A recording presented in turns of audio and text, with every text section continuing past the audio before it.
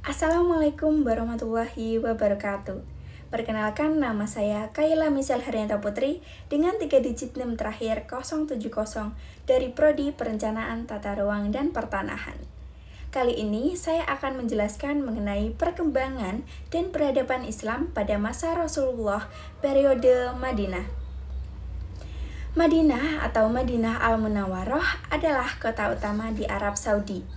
Kota yang ramai diziarahi atau dikunjungi oleh kaum muslimin. Pada zaman Nabi Muhammad, kota ini menjadi pusat dakwah, pengajaran, dan pemerintahan Islam.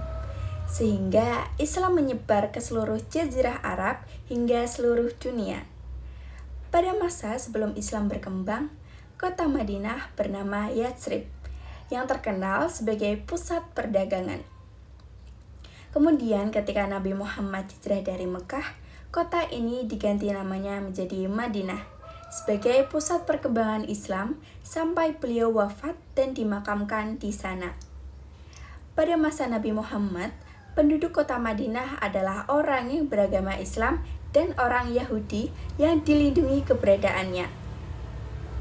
Namun karena pengkhianatan yang dilakukan terhadap penduduk Madinah ketika Perang Ahzab, kaum Yahudi diusir keluar Madinah. Sebelum Nabi Muhammad hijrah ke Yatsrib atau Madinah, kaum kafir Quraisy senantiasa menekan dan menindas umat muslim di kota Mekah. Kaum kafir tidak segan untuk mengancam dan memberikan siksaan untuk mencegah umat Islam beriman dan beribadah kepada Allah Subhanahu wa Ta'ala. Semua tindakan itu dilakukan oleh kaum kafir Quraisy dengan tujuan membendung dakwah tauhid yang dibawa oleh Nabi Muhammad. Ujian tanya itu, Nabi Muhammad sempat mengalami tahun duka cita, sebab Allah mengambil kembali istrinya yaitu Khadijah radhiyallahu an dan pamannya Abu Thalib. Dua sosok ini sangat berharga bagi Rasulullah dan wafatnya mereka menimbulkan masalah untuk beliau dalam urusan dakwah di Mekah. Saat Rasulullah ingin melakukan perjalanan hijrah menuju kota Madinah, beliau menunggu tertidurnya pasukan Quraisy yang saat itu sedang mengepung rumahnya. Namun, malaikat Jibril memberikan rencana licik pada Rasulullah. Lalu beliau memerintahkan Ali bin Abi Thalib tidur di tempat tidurnya untuk mengecoh kaum kafir yang mendatangi rumahnya. Atas izin Allah, Rasulullah berhasil meninggalkan rumah menuju kediaman Abu Bakar. Mereka lalu keluar berdua dan melakukan perjalanan hijrah. Saat kaum Quraisy mengetahui Nabi tidak ada di tempat, mereka langsung mengejar Rasulullah. Mengetahui kaum Quraisy sedang mengejarnya, beliau langsung berlindung bersama sahabatnya Abu Bakar As-Siddiq di Jabal Zur di sebelah selatan dari Masjidil Haram sejauh kurang lebih 6 km.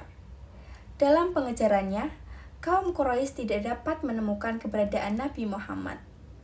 Lalu pemimpin kaum Quraisy membuat maklumat, yaitu barang siapa yang menemukan Nabi Muhammad dalam keadaan hidup ataupun mati akan diberi hadiah 100 ekor unta.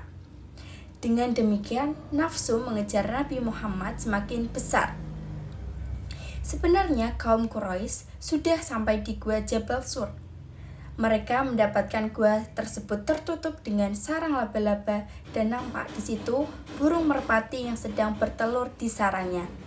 Dengan melihat keadaan tersebut, mereka menganggap Nabi Muhammad tidak mungkin bersembunyi di gua tersebut. Hati Abu Bakar gelisah dan cemas atas hal itu. Kemudian turunlah wahyu yaitu surat At-Taubah ayat 40.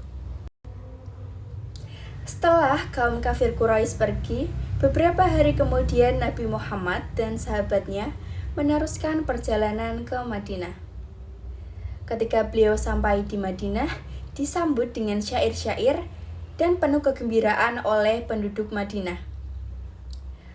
Ketika Rasulullah membangun masyarakat di Madinah, Nabi diterima oleh penduduk Yatsrib dan diangkat menjadi pemimpin sekaligus sebagai kepala pemerintahan di kota Madinah. Mengingat penduduk yang tinggal di Madinah bukan hanya kaum muslimin, Nabi membuat perjanjian, yaitu suatu piagam yang menjamin kebebasan beragama bagi kaum Yahudi, yaitu Piagam Madinah. Setiap golongan masyarakat memiliki hak tertentu dalam bidang politik dan keagamaan. Namun, setiap masyarakat berkewajiban mempertahankan keamanan negeri dari serangan musuh. Adapun dasar-dasar tersebut yaitu yang pertama adalah mendirikan masjid. Yang kedua adalah mempersaudarakan kaum Ansor dan Muhajirin. Yang ketiga adalah perjanjian membantu antara sesama kaum muslim dan non-muslim. Yang terakhir yaitu melaksanakan dasar politik, ekonomi, dan sosial untuk masyarakat baru. Banyak strategi yang dilakukan Nabi dalam rangka mempertahankan dan memperkuat kedudukan kota Madinah. Di antaranya adalah mengadakan perjanjian damai dengan berbagai kabilah di sekitar Madinah. Akan tetapi, ketika pemeluk agama Islam di Madinah semakin bertambah, maka persoalan demi persoalan semakin sering terjadi pula. Di antaranya adalah rongrongan dari orang Yahudi, munafik, dan Quraisy. Namun, berkat keteguhan dan kesatuan umat Islam, mereka dapat mengatasinya. Dalam menyebarkan ajaran-ajaran Islam, Nabi Muhammad tidak pernah menggunakan kekerasan atau intimidasi. Beliau malah memilih pendekatan yang penuh cinta kasih dan pemahaman. Ia sangat perhatian kepada setiap individu, tidak hanya kepada para pengikutnya, tetapi juga kepada penyembah berhala dan mereka yang belum mengenal Islam. Metode dakwah Nabi Muhammad di Madinah juga mencakup dialog dan diskusi.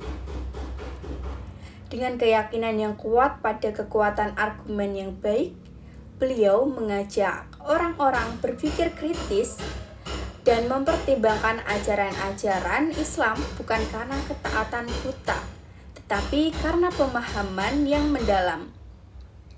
Dengan metode dakwah yang penuh kesederhanaan dan persaudaraan ini, Nabi Muhammad berhasil membangun komunitas muslim yang kuat di Madinah.